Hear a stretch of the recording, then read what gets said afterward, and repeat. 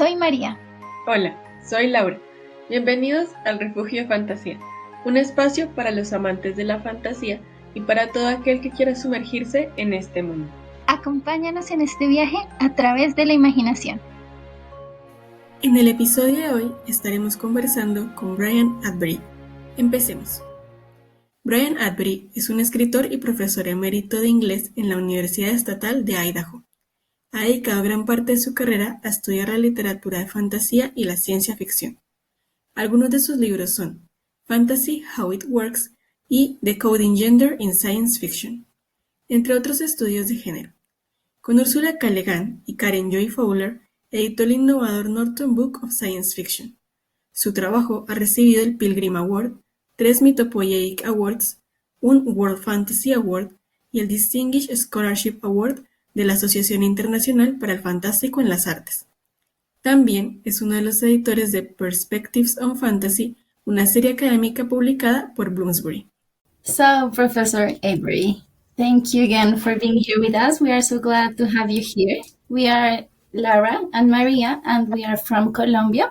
In this podcast, we study fantasy, and we are so glad to have this opportunity to talk with you. We have studied your work, and we are so happy to have the opportunity to talk about it. So we would like to start this conversation asking you, how did you start working with fantasy? Oh, well, thank you for the invitation. I'm delighted to have a new contact in places that I haven't ever been to in person. The way I got started studying fantasy in an academic sort of systematic way, I've always been a reader, always been a lover of fantasy. But when I got into actually my undergraduate studies in literature, I did a project on Ursula Le Guin and her Earthsea fantasies. I ended up corresponding with her a little bit about that, sent her the paper that I wrote. And then I kind of put that away and went off to graduate school studying American culture and didn't think I was going to be doing fantasy again in an academic setting. But when it came time to write my thesis or dissertation, I found a congenial committee of scholars. One of them named Barton St. Armand, who had studied, among other things, the works of H.P. Lovecraft. And this was in Rhode Island in Brown University. And that's where Lovecraft lived most of his life. And that's why Barton St. Armand was interested. And then the other committee member that I worked with was Robert Scholes, who had done some very interesting work on narrative theory, but specifically a book on he didn't call it fantasy, but structural fabulation. And in that, there was a whole chapter about Le Guin. So I knew he would be open to working with me on this subject. So I wrote a dissertation on American fantasy. I also, in the course of that, discovered in the special collections, Brown University, a librarian there decades before had been interested in collecting what he called American fairy tales. And these were all housed within the special collection. They were not cataloged. So it was a matter of finding a title somewhere else and seeing, and sure enough, they had it. And when I would get the book out of the library, it would have a special book plate saying, from this collection. So I didn't have an easy way to get to them, but once I found them, they were all there. So that helped a great deal in finding early American literature, especially the first half of the 19th century, things that would have been hard to get hold of. So I wrote pretty much a historical study of American fantasy, which did not seem to be a category of much significance at the time. And yet I kept finding more and more, partly because of this special collection, partly because of the connections of my advisors. And that dissertation turned into my first book, which is called The Fantasy Tradition in American Literature.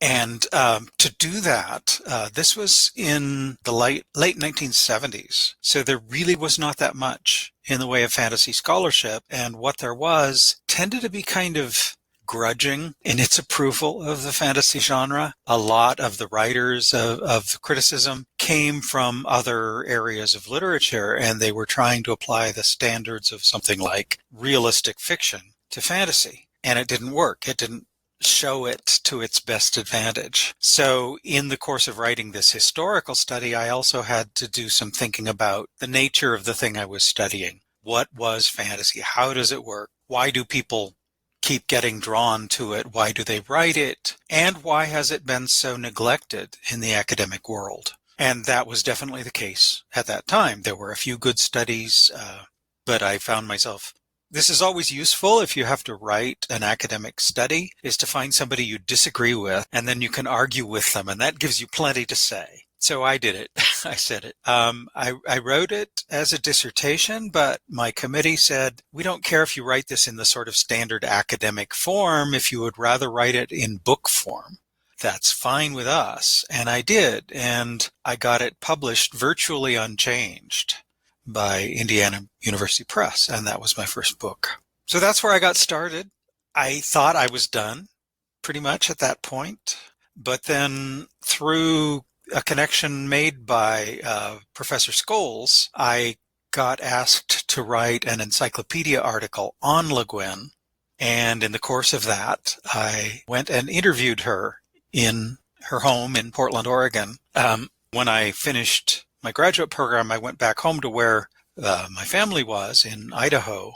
And that's not that far from Oregon, where Le Guin was. And so it was pretty easy for me to drive over and see her on the coast. Had a great time. I was scared to death of meeting one of my favorite writers. She turned out to be charming, funny, disarming, and we kept up the correspondence. And eventually, through her invitation, I got involved in editing an anthology of science fiction, the Norton Book of Science Fiction, with a third editor, Karen Joy Fowler, who's a wonderful novelist, but was just getting started at that time. So we were the junior partners. Le Guin was the senior partner, the big name.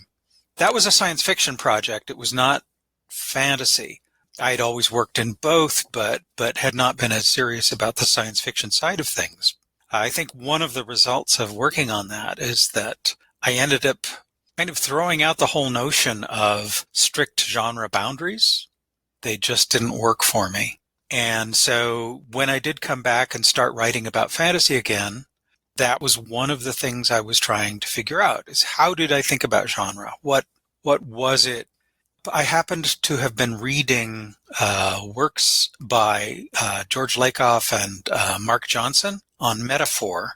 And in their little book, Metaphors We Live By, there was reference to a mathematical concept of the fuzzy set. And a fuzzy set is not a vague thing. It's a very exact thing. It's very precise and can be used in things like equations. But it's fuzzy in the sense that the things don't belong absolutely or not, but rather belong to some degree. And this is why Lakoff and Johnson found it interesting as a way to talk about metaphor as well, because metaphors are not yes or no things. They are, well, sort of for this purpose. And I thought that was a really compelling way to think about categories, and genres are categories. They are categories that exist only insofar as we perceive them. So whatever we think they are is what they are. I suppose that's to some extent true of other categories, but usually there's some external validation for something like biological genus and species. But in literature, it's if you think it is a thing, it is a thing. And so I used that fuzzy set as a way to think about genre, and particularly the fantasy genre, and to get away from what I had seen as a lot of useless arguing about, well, does this belong or does it not? Is that really fantasy? Is it something else? And this goes back to my work on science fiction as well. There's a lot of stuff that is sort of science fiction and sort of fantasy. And a good example of that would be pretty much the entire Star Wars universe. You can call it science fiction. It's got the trappings, the machinery, but the way things work is completely impossible, counter to science, and is very closely modeled on a lot of fantasy narratives, fairy tale, basically. So in addition to this notion of the fuzzy set, which then became kind of the core of my second book on fantasy, Strategies of Fantasy, I also came up with the idea that genre is what we do with the text rather than what it is. And I think not in that book, but later I wrote, the interesting question is not, is it or isn't it a work of fantasy, but rather what happens when we read it as fantasy? And that has worked very well for me and for a lot of other people. So that's a long answer to your question. I read Strategies of Fantasy because I am working on my dissertation in fantasy, but I didn't know that the concept of fuzzy sets comes from math. It's incredible how the concepts from other arts or science can converge with what we like to study, that is books. So the next question we would like to ask you is, how would you define fantasy? We already know that, as Fuzzy said, and the fantastic, because in theory, the two concepts have always been in some ways intertwined. So how would you differentiate them between them? Yeah, again, going back to linguistics, because that's part of my background, the conceptual territory covered by the word fantasy is different in different languages. So in French, for instance, fantaisie is not the same as fantasy in English, although it's becoming more the same because there's cultural influence, partly because of the significance of a lot of English fantasy writers. But it's a category that did not exist in the same way in other cultures. There's historical accident and influence involved in how fantasy developed as a specific category in English. The fantastic is even more diverse in what it applies to, because that's a word from Greek through Latin. Pretty much every Romance language, and you would know more about the Spanish uses of fantastique or fantástico, is that what it would be? And fantasy in Spanish. It's probably more similar to the French than to the English. But again, I suspect that there is recent cultural contact with the English-speaking world that has changed the way those terms are used. When I was writing, one of the sources that got cited most frequently was Todorov and his study of the fantastic. But Todorov, again, came, in this work, French tradition, and was looking, as I understand it, at one particular anthology of stories in French from a particular time period. And so it's a very narrow sample. And from that sample, he developed a very, very precise but very limited definition of what the fantastique could be, la fantastique, which had to do with the famous hesitation about whether things are unreal or real. And because Todorov came from a structuralist background, this kind of questioning where you want to divide things into is it or isn't it, or in linguistic terms, you could call it plus or minus a particular feature, like voiced sounds and voiceless sounds. Well, fantastic versus non-fantastic is that same kind of structural distinction, which is always binary. And that worked for the sample that he was using. And I think it's virtually useless for fantasy as the category has developed in English, because almost all of fantasy fits into what Todorov briefly mentions and then dismisses, which is the marvelous. And that's the closer term in French, le merveilleux. So I guess the influence of Todorov has kind of waned. It's not as pervasive as it used to be, partly because it didn't seem to cover the bulk of the materials that people studying fantasy were interested in. It's still useful, I think, in making us ask certain kinds of questions and in questioning our assumptions about how stories work. And perhaps one thing we can take from Todorov is the notion of the marvelous or the unreal as a marker of what fantasy is, as opposed to his version of the fantastic, which is the not marvelous but not marvelous either. Neither one nor the other. And he, along with a number of Marxist scholars, were very skeptical about fantasy as it was developing in English, and particularly the popular genre that emerged after the success of The Lord of the Rings. And when I say the success, I don't mean the initial publication in the 1950s, but the paperback in the 1960s. And there's a whole interesting story about how a technically legal but unauthorized edition came out, and then Tolkien got involved with Ballantine Books, which then gave the authorized edition, and there were these rival. All of this created a lot of interest. And of course, it wouldn't have had the effect that it did if it weren't such a powerful, compelling story. But people had not discovered it very much yet by the time those paperbacks came out. And then suddenly it was everywhere. And it became a kind of cultural phenomenon. And again, the publisher of the authorized edition was Ballantine Books. And they had an editor named Lynn Carter who worked with Betty Ballantine to create what they called an adult fantasy series. And mostly for the first years of that, they were going back through the library of kind of neglected oddball stories that were in some way or other similar to The Lord of the Rings, because they wanted to recapture the success of that best-selling book.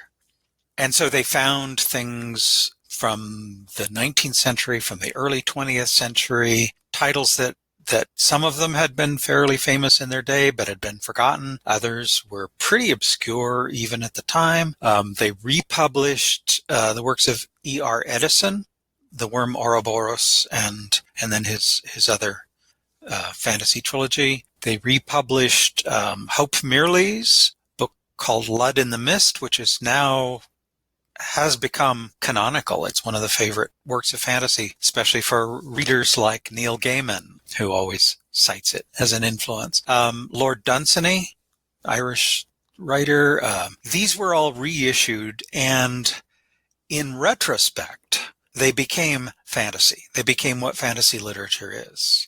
Although when they were published, they were just, well, here's a fairy tale, here's a magical tale, here's a weird, strange story. In the case of James Branch Cabell, an American writer, here's a naughty book. His book Jurgen was banned in Boston, and so it became a kind of minor bestseller at the time, but wasn't really called fantasy. It was kind of theological and historical and all sorts of weird things. But because of the Ballantine Adult Books series, which happened to be coming out just as I was in high school and college and becoming a serious student of literature, it reinforced my love of this kind of fiction and gave me more to work with. And I'm not the only one. There was a whole generation of us who kind of came along.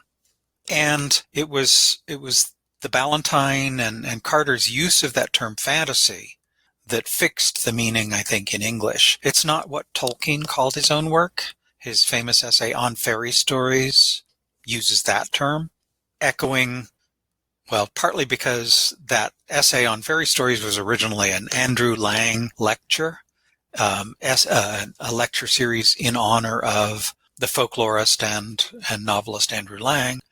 And so fairy stories was a natural theme for Tolkien to use in the lecture. But it also seemed to fit what he was describing as his own project. And I think that is similar to what George MacDonald, the 19th century fantasy writer, also used the word fairy story or fairy tale in his essay called The Fantastic Imagination. And I think those two are were to me the most useful statements about what fantasy might be. So there's clear reference to things like folklore, and specifically the magical folk tale, which is commonly called fairy tale, but also to some of the motifs or story elements that come out in other genres of folklore, including supernatural ballads and epics and legends. And legends to a folklorist means stories told with some degree of truth. Stories that are told not as, this is a pure entertainment, nobody ever believes it, but rather, I believe it or I know other people believe it. So it's stories of things like the fairies, which are rare in fairy tales, but common in legends.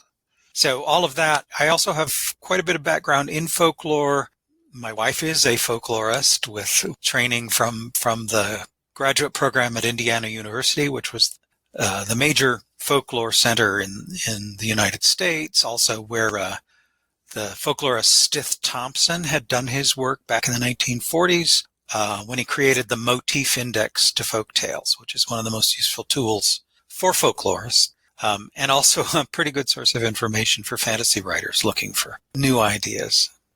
I think what I've just done is talk my way around giving you a specific definition of fantasy, because I'm not sure it's possible, but I think that there are certain features that show up in almost every discussion of fantasy. And so some of the words that I was just using, the unreal or the impossible or the supernatural, some version of one of those three things shows up in almost every definition of fantasy that I know of, and some kind of impossibility marks the stories that we think of as fantasy. And I will also bring in a scholar whose work I found very helpful in between my first book and my second, and that's Catherine Hume and her book Fantasy and Mimesis, in which she used the term consensus reality. And that is a helpful one because it suggests that you don't have to define in very technical, philosophical terms what is real or what is possible, but rather to look to what people think of as real and possible and the deliberate violation of those things. Since I wrote Strategies of Fantasy, I've gotten interested in the fact that people's consensus about the real is less consensus than we think, that there's more disagreement about certain aspects of what's possible. So like in my third book, which is called Stories About Stories, I had a whole chapter on fiction about angels, because angels are something that for some readers are completely made up. For other readers, they're absolutely part of the real universe and various degrees in between. So a story with an angel in it could be anything from realism to magical realism to outright fantasy. And you can find examples that are packaged as each of those things, whether or not that's what the author intended or what the readers take from them. So there's my definition. Yeah, that's concept that involves a lot of history, I know, and take you back to craving a lot of fairy tale, myths, folklore, and according to what you're saying, and we would like to know, what do you think about the relationship between fantasy, fairy tales, and myth? Okay, that could take us all day to talk about, because those are all very big categories. Fairy tale is the easiest one if we use the definition of the European magical folk tale. And all of those things are important to bring in because other cultures have different genre types and different divisions between genres. So we can't really talk about, say, African lore, Native American lore as fairy tale in the same way that the Brothers Grimm collected, or Perrault and others collected and retold, or that became a literary genre in imitation. So you've got the traditional oral tale, and there are a lot of oral tales that are not fairy tales, that are not magical. There are jokes, there are what are called numbskull stories about sort of stupid behavior. There are bawdy tales, the Canterbury Tales, but there is a grouping. And again, I use the work of folklorists, and Stith Thompson was one of the important ones here, to say these are the particular tales, and there's an index to tale types in which they have a set of numbers. So the whole book gives lots of different tale types for those other things like animal fables and such that are not fairy tales, but there's one set of numbers in the middle there that are the magical tales. That's the generally agreed upon corpus of what fairy tales are. And it does include almost anything you would think of as a fairy tale that comes out of folk tradition.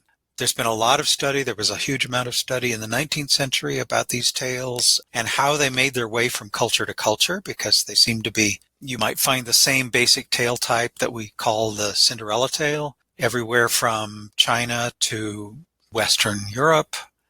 That one is interesting because it is more widespread and violates what I just said about these being the European tale type, because it does seem to be similar in some other cultures. But then there's a kind of core body of tales that include the Sleeping Beauty, some non-magical ones like Bluebeard, the murderous husband story, which sometimes has magical elements and sometimes doesn't, but is included among those fairy tale.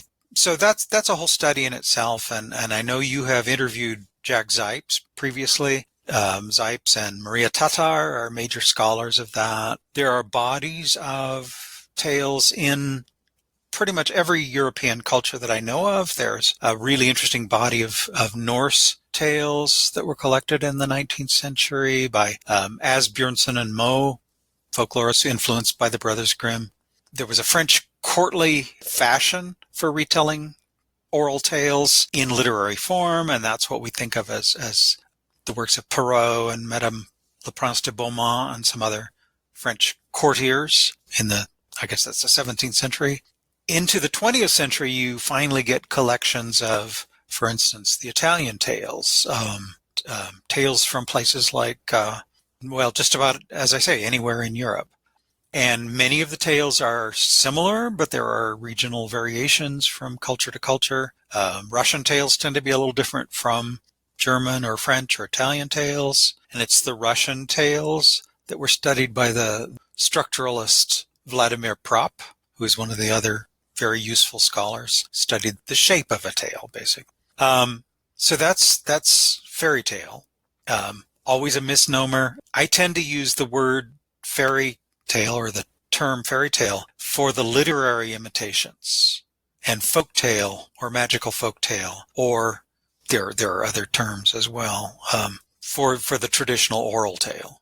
But you also have, again, this is not a firm line. There are fuzz in between. So you get somebody like Hans Christian Andersen or George MacDonald, both of whom grew up hearing traditional oral tales, both of whom used many of those elements in their written work, but also made up things that were not oral and traditional, but resembled in some way. And you get a whole fashion, starting, I guess, in Germany and France, for the literary fairy tale. And then that, I think, is one of the sources for modern fantasy. So that's tale, and then I mentioned legend is what is believed or told as true, or told as, I don't think it's true, but I know some people do. So this includes things like ghost stories and various sort of monstrous creatures that are sometimes called cryptids. But it also includes supernatural beings like the fairies. So you get particularly rich traditions in Scandinavia and in Ireland of believed stories about encounters with the fairies.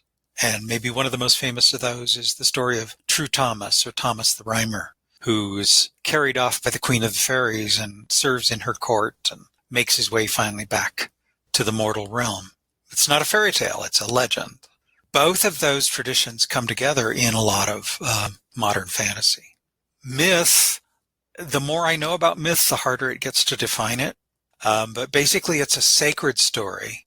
There are sacred legends as well, like legends about miraculous events and saints and so on. But if it has to do with cosmic things, the creation of the universe, the end of the universe, how particular parts of the world came into being, or just, what is the nature of human beings and what's our obligation to the universe? Those kinds of stories we would call myths. Thank you. I think that we are learning a lot today with you. I am taking notes for my thesis and everything because it's a chance that I cannot lose. So the next question is, do you think there is a difference between fantasy literature and children's fantasy literature? I think there's more continuity than a difference. And I will go back to George MacDonald, who said back in the 19th century, I don't write for children, but for the childlike, whether, I can't remember the ages he said, 6 or 60, 9 or 90, whatever it was. So I think that's one of the features of fantasy, is it tends to be accessible to very young readers or listeners, but still significant for adults and older adults. Is something you don't outgrow, but you come back to and find something new in. I think to a degree that realistic fiction rarely achieves. So that the fairy tales, for instance, are sources of inspiration for poets, for writers who are writing to some degree for themselves rather than for specific children. But at the same time, you've got fantasies that were explicitly bedtime stories told to children. Kenneth Grahame, for instance, told the stories that became The Wind in the Willows to his son as bedtime stories. And I think you can find all variations on that. It's certainly the case that some fantasies are not going to be interesting to the youngest children. And that's more important, I think, than whether they are appropriate for those children. If the children find them interesting, they probably are appropriate, but it's the rare child who's going to grasp the significance of something like a German literary tale like The Sandman until they reach a certain age. But even there are parts of that story, The Sandman, that are accessible even to small children. And another E.T.A. Hoffmann story, The Nutcracker, has become a children's standard, even though what they get of it is just sort of the bits that they're going to find most compelling that can be turned into stage spectacle and ballet. There's a lot more to that story that probably the grown-ups get. But it is something that I think can be shared. There's a huge area of overlap within fantasy literature between what's for children and what's for adults and just what's for anyone who's interested. Probably there are exceptions that at each end of that, but again, I think that the key is not so much what works for a child or an older adult, but rather what are they going to find interesting. Okay, I find it really interesting, and I think also about C.S. Lewis. You know, when he says, "I don't write for children, but this is the genre I find more like in the way I want to." So, according to what you're saying, do you think that fantasy is important in childhood? Because there's still many people who disdain the genre for children, young people. So, what do you think about it? It depends on the individual story, again, but I think that a couple of things work in fantasy's favor as making it accessible to children. One is it tends to tell an interesting story. It doesn't dwell much on interiority, and the oral folktale is almost devoid of things like characters thinking or reacting. What it has is them acting in the world. And that works for children, I think, whereas long stretches of kind of contemplation don't work well for children. It tends not to be very descriptive, the oral tale again. So what you get is just a single word description of something. It's beautiful, it's gleaming, it's something like that. And that's enough. So it doesn't spend a lot of time sort of filling in the details. And that makes it, again, I think, adaptable for many audiences, because what do we bring to it depend on where we are in our life journey. Yeah, and that makes me think of another point about appropriateness to younger readers, but all age readers, and that is the oral tale, the magical folk tale, tends to be about characters of a certain age going through life changes, going through coming of age. And that makes it interesting, I think, to a child reader, child listener.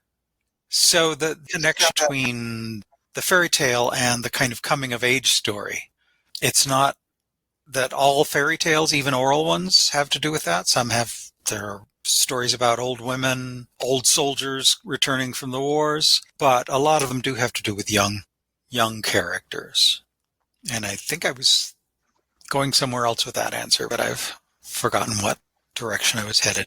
There's no problem. Don't worry about that. Coming back a little in the interview, how do you think has the study of fantasy and fantasy literature changed over time? Because you told us about how you start to study fantasy and how at that time there wasn't a lot of people studying fantasy. So how do you think, how has that changed over time?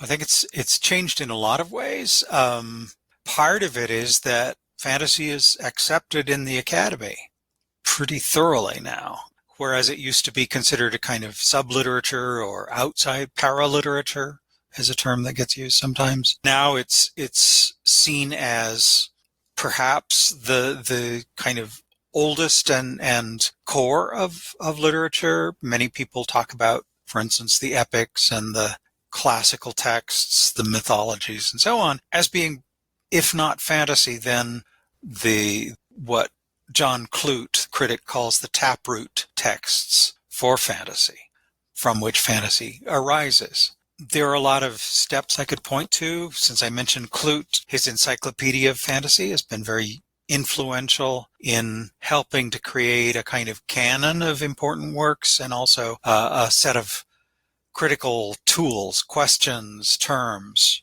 that are helpful. Farah Mendelssohn has also provided some very useful critical tools in her Rhetorics of Fantasy. Since I started working in the field, there was, at that time, there were journals devoted to science fiction, but nothing devoted to fantasy. And the journal Science Fiction Studies, which is not, I think Extrapolation is the oldest, but Science Fiction Studies was a very prestigious journal, academic journal, but it looked at science fiction only and primarily the kind of utopian European tradition of science fiction in the early days. Then it opened up. Eventually, an academic association started up, International Association for the Fantastic and the Arts. And it started with a conference, and then the organization formed around that conference. And I've been involved in that, not quite from the beginning, but I think I got to the third year of that conference and found my people, found my tribe of scholars, a lot of people who were interested but working individually in isolation. They now had a place to come together, share ideas, and a few years later, that association founded a journal, the Journal of the Fantastic and the Arts, which eventually I became the editor of and edited for 16 years and then gave up a couple of years ago when I retired. So there's an academic journal, and now there are several others that have started up. There are 4 or 5 good academic journals devoted to fantasy. There are other conferences in other places. There is a School of Fantasy Studies at University of Glasgow, where I spent a semester as a visiting scholar. And out of that time, when I was in Glasgow, we met together regularly to see what could a Center for Fantasy do. And one of the things we came up with was there should be an academic book series, a series of monographs. And so we proposed one of those and got it accepted. And so I'm one of the series editors along with Matt Sangster and Dimitra Fimi for the Perspectives on Fantasy series from Bloomsbury Academic Books. We already have, just in a very few years, we've got, I think, 4 or 5 books out already and others close in the works. So that's been very successful and a kind of sign that the world was ready to treat this seriously and to look at things like, what does fantasy do? That is, what does it do for you as an individual reader? What does it do culturally? How does it represent and critique and interact with the world of experience? Because that's always the kind of dynamic of fantasy, is because it's the impossible. It has a lot to say about what's possible as well. Borderlines are always important for that kind of question. You just mentioned Farah Mendelssohn, right? What can you tell us about the categories she proposed in Rhetorics of Fantasy? What do you think about it? Well, Farah was working with, I think some of the categories were already in kind of informal discussion among fans and writers of fantasy. but she did a great job of making it systematic and defining and giving examples. And so her rhetorics, she also looked at how people think about fantasy and what are this kind of significantly different ways that it might operate. And she came up with this, is it 5 categories? There's portal quest fantasy, there's liminal fantasy, there's immersive fantasy, there's intrusive fantasy, and there's... Okay, well, so the first one, the portal quest, covers most of what people think of as fantasy when you ask them about it. So The Lord of the Rings, Narnia, what do those have in common? They have, first of all, a move from the real world to the other realm, the magical realm. The Wizard of Oz, same thing. And once in that other world, this was one of Farah's great sort of innovations, is to talk about not just the portal, but that the portal then leads to the quest, that these are linked some way. So that's her first category. Then there's, if you think about that, what is the significance of going through that portal? Well, it leads from where you are as a reader into the fantasy secondary world. And she even treats Lord of the Rings that way, although it all takes place in Middle-earth, in another reality. She suggests that the reader starts with the hobbits in Hobbiton in a kind of miniature version of the real world, and then leaves that real world and goes into the wider Middle-earth, where other ancient things dwell and magical forces are at work. So she treats that one as a portal. Another kind of fantasy is where we, as readers, are thrown into a fantasy world without preparation, in which the characters we're reading about already know that they're in this kind of world. They don't know that there's another kind possible. It's their world. So that's the immersive fantasy. And it has a whole different set of rhetorical strategies to fill us as readers in on the information we don't know that the characters do. The advantage of the portal quest fantasy is that the person who goes through the portal doesn't know either, so they can be our stand-in. Then the intrusive fantasy starts in the world that we live in, more or less, and then brings something magical into it, something disruptive. And that can either be terrible or wondrous, or some combination of both. But it's always going to be disruptive because it changes the nature of the world we live in.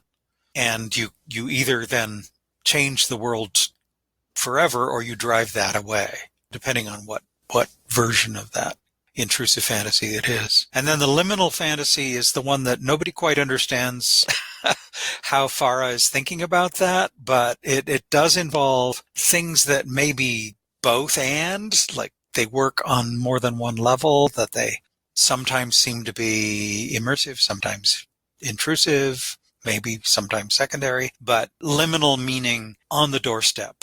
Limen is literally doorstep or threshold. And so it's things that lurk there. I suppose that Todorov's hesitation stories would be one form of liminal fantasy.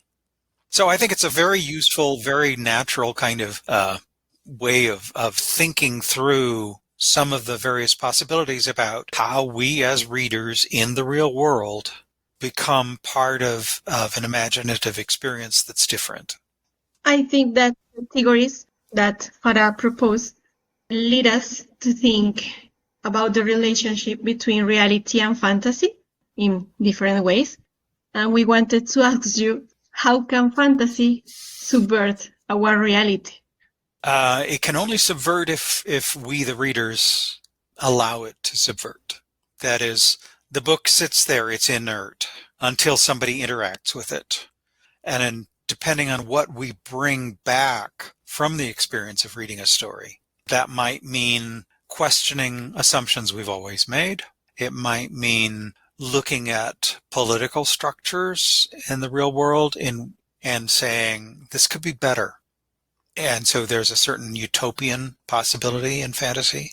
It can mean just changing basic categories. So I think in recent years there's been some very interesting fantasy in which categories like gender roles are questioned or confused or enriched in ways that we can bring back to our thinking about gender in experience.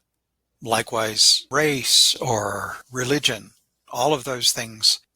I think that fantasy works as a kind of safe space to examine those things and try out alternatives, because it's just a fantasy and nobody's going to, it's not like you started a political movement that can get quashed or lead a demonstration where people can come and arrest you. It's just a fantasy. It doesn't matter. It's trivial. It's minor. Of course, it's not, because stories are powerful things.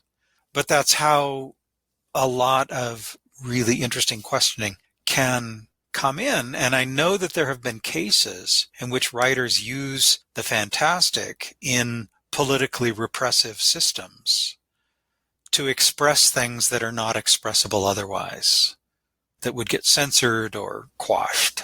Okay, so based on what we have talked about so far, do you think that fantasy can help us understand our reality? Well, I think it's important in that, we all live immersed in a system of gender, which works for some people, works for the advantage of some people, disadvantages others, or leaves them out. And so I think that both science fiction and fantasy have done some really important work in questioning, examining, broadening our notion of gender categories and their expression. And there's even an award, the Tiptree Award, which is now called the Otherwise Award, was created to honor works of the fantastic more generally, which can include science fiction, that do examine, explore, and broaden our notions of gender. And it might seem like that's a less important thing than something like economics or political power, but it's so pervasive. It's part of our assumptions about the way the world is organized, so that if you look at some basic sort of structural analyses of ways of thinking about the world, and again, I would go back to somebody like George Lakoff, the metaphors that govern our existence, a lot of those are gendered, and they're so much a part of our equipment for thinking that they're hard to think about. And fantasy is one of those things that gives you enough distance to look back at it and see it. We wanted to ask you, which books would you recommend to someone who wants to study fantasy literature? Well, I think you can actually start anywhere. If you get the taste for reading, and particularly for reading outside of the norms of expectations of reality, once you've got that taste, it's going to lead you onward to more and more interesting works. So I really don't care where people start. I think they will enjoy most some of the standard works, the Tolkien and Lewis, but not everybody likes Tolkien or Lewis. There are things, and they are older. I think Le Guin and the Earthsea stories have something for almost anybody. Some of the other fantasy recommendations I would make, I think that if you are interested in older works, I think George MacDonald's stories hold up very well. Lewis Carroll, the Alice books are fantasy. L. Frank Baum and the Oz books, and P.L. Travers and her Mary Poppins books. But I also think that there's a lot of very interesting new stuff that comes from other cultures and other places. The last year I was a reader for an award called the Crawford Award, which is given to a writer new to fantasy.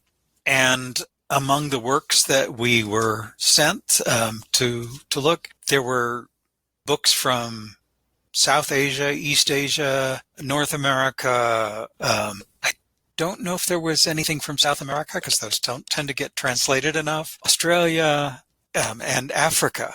And some really interesting fantasy is coming out of Africa, out of people who are sort of bicultural. So, for instance, Nnedi Okorafor is an American writer with Nigerian connections and influences. And she, in turn, has influenced a lot of writers in Nigeria and elsewhere in Africa to write fantasy. So I'm finding this really exciting because it not only broadens the scope of what can be done in fantasy literature, but it also reminds us that there is a kind of power to telling these stories, and that people from all cultures have access to that power if they can get published, can get read. And that's one reason I was happy to be on this award committee. And the winner of that is a writer named Chandrasekhara from Sri Lanka.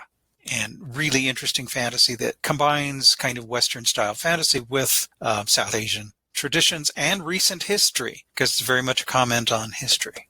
So there are all sorts of it's a huge field now. Yeah, it's growing a lot. And just the last question, which is your favorite book, fantasy book? The one I'm currently reading.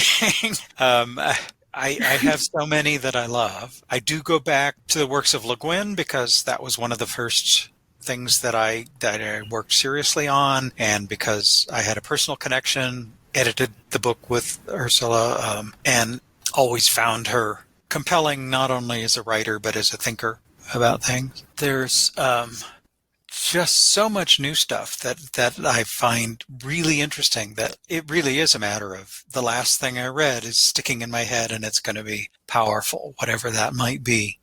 There was any book you read on your childhood that you loved? Oh, from childhood? Certainly The Princess and the Goblin, which again is George MacDonald, and all of the Oz books. People may not be aware that The Wizard of Oz is just the first of several written by L. Frank Baum, and then the series continued by other writers, not as well. Yeah, okay, so Professor, thank you very much for your time. We are so pleased. We learned a lot. Thank you very much for your time. Thank you. Good questions. Thank you so much. Have a nice day.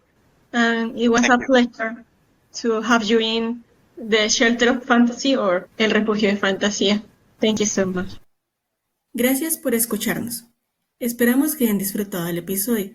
Les recordamos que pueden encontrarnos en Instagram, YouTube, Spotify, Google Podcast, Spreaker, entre otros. Y antes de irnos, queremos preguntarles, ¿hay algún tema o autor del cual les gustaría que habláramos en el refugio? Déjalo en los comentarios. Nos escuchamos en una próxima ocasión. ¡Chao! Noticias del refugio. Los esperamos en el próximo episodio, en el cual estaremos hablando sobre algunas de las hadas más renombradas de la tradición feérica. Atrévete a cruzar el umbral.